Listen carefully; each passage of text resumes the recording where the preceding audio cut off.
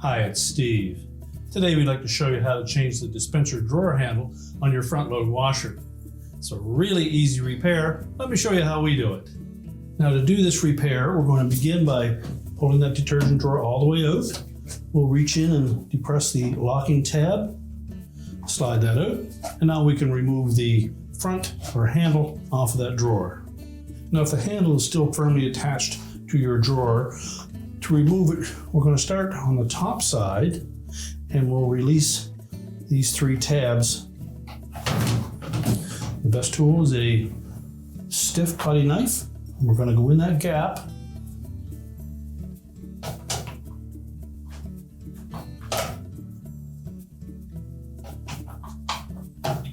and just pry out just enough to release that tab. Once we have all three of the tabs on the top released, the two that are on the bottom will just lift off. So we can discard the old handle. Now to install the new handle, we're going to line up these two square holes on the bottom with those two raised tabs.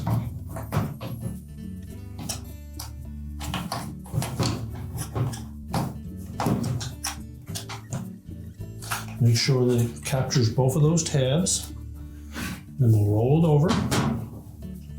And if we grasp the top of it and just squeeze the two pieces together, that should snap those three tabs in across the top. Just verify that they're locked in place. And then we can put it back into the washer. So simply line up the two rails of that dispenser, push it into place.